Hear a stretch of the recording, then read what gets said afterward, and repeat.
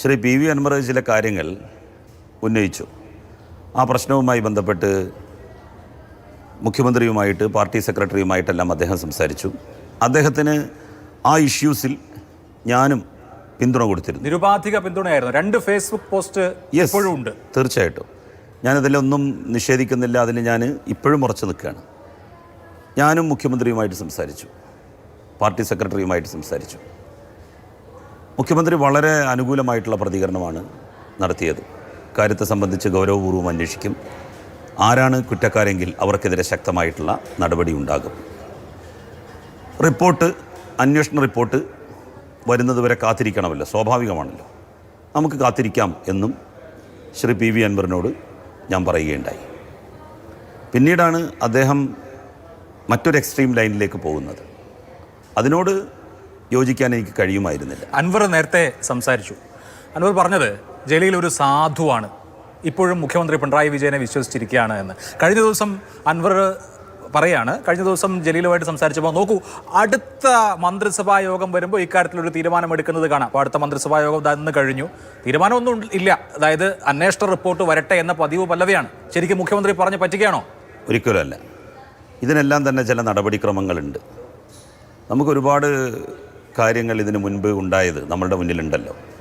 മുഖ്യമന്ത്രി ഒരു കാര്യം പറഞ്ഞിട്ടുണ്ടെങ്കിൽ ആ കാര്യത്തിൽ ഒരു തീർപ്പുണ്ടായിട്ടുണ്ട്. ഒരുപക്ഷെ 1-2 ദിവസം വൈകിയാണെങ്കിൽ പോലും ഒരു ഉന്നത ഉദ്യോഗസ്ഥനെ സംബന്ധിച്ച്, പ്രത്യേകിച്ച് ADGP പദവിയിൽ ഇരിക്കുന്ന ഒരാളെ സംബന്ധിച്ച് ഉണ്ടായിട്ടുള്ള ആരോപണങ്ങൾ, ആക്ഷേപങ്ങൾ, അതിനെ സംബന്ധിച്ച് ഒരു വ്യക്തത വരാതെ അയാളെ മാറ്റുക എന്ന് പറയുന്നത് അയാളെ സംബന്ധിച്ചിടത്തോളം, അയാൾ കുറ്റക്കാരനല്ലെങ്കിൽ അത് അയാൾക്കുണ്ടാക്കുന്ന ഒരു മാനസികമായിട്ടുള്ള വിഷമം നമ്മൾ കാണാതെ പോകരുതല്ല. ഇപ്പോഴും അങ്ങനെ ഒരു സംശയത്തിന്റെ ആനുകൂല്യം ശ്രീ ജലീൽ ADGP MR അജിത് കുമാറിന് കൊടുക്കുന്നുണ്ടോ? കാരണം കേരളത്തിന്റെ DGP ഷെയ്ഖ് ദർവേഷ് സാഹിബാണ് പൂരവുമായി ബന്ധപ്പെട്ട വിഷയങ്ങളിൽ ADGP MR അജിത് കുമാറിന് വീഴ്ച പറ്റി എന്ന് മുഖ്യമന്ത്രിക്ക് സെപ്റ്റംബർ മാസം 23-ാം തീയതി അദ്ദേഹത്തിന്റെ റിപ്പോർട്ട് കൊടുക്കുന്നത്. ഇപ്പോഴും അന്വേഷണമാണ്. ഇന്നും മുഖ്യമന്ത്രി പറയുന്നത് DGP ഒന്നുകൂടി പരിശോധിക്കുമെന്നാണ്. ഈ പരിശോധന മാത്രമേ നടക്കുന്നുള്ളൂ. അങ്ങനെയല്ല, പരിശോധനക്കൊടുവിൽ തീരുമാനമുണ്ടാകും, നോ ഡൗട്ട്. ആത്മവിശ്വാസമുണ്ട്, എനിക്ക് ആത്മവിശ്വാസമുണ്ട്. കാരണം മുഖ്യമന്ത്രി പറഞ്ഞിട്ടുണ്ട്. ഞാൻ ഈ കാര്യവുമായി ബന്ധപ്പെട്ട് അദ്ദേഹത്തോട് സംസാരിച്ചിരുന്നു. പൂരം കലക്കിയ സംഭവവുമായി ബന്ധപ്പെട്ട്, അതുപോലെ തന്നെ അജിത് കുമാറിൻ്റെ അവിഹിത സമ്പാദ്യവുമായി ബന്ധപ്പെട്ട് വരവിൽ കവിഞ്ഞ സ്വത്ത് സമ്പാദിച്ചു എന്ന് പറഞ്ഞ് പി വി അൻവർ മുന്നോട്ട് കൊണ്ടുവന്ന ചില രേഖകളുണ്ടായിരുന്നു. അതിനെ സംബന്ധിച്ച് എല്ലാം സംസാരിച്ചിട്ടുണ്ട്. ഒരു പക്ഷേ ഒരു ഉദ്യോഗസ്ഥനെതിരെ അച്ചടക്ക നടപടി സ്വീകരിക്കുമ്പോൾ സ്വാഭാവികമായും വേണ്ട ചില കാര്യങ്ങളുണ്ട്. പക്ഷെ നോക്കൂ, പോലീസിൽ ജനറൽ ട്രാൻസ്ഫർ എന്ന് പറയുന്നതിന് ഈ പറഞ്ഞ ഒരു കാര്യവും വേണ്ട. ഇതൊരു രാഷ്ട്രീയ വിഷയമാണല്ലോ.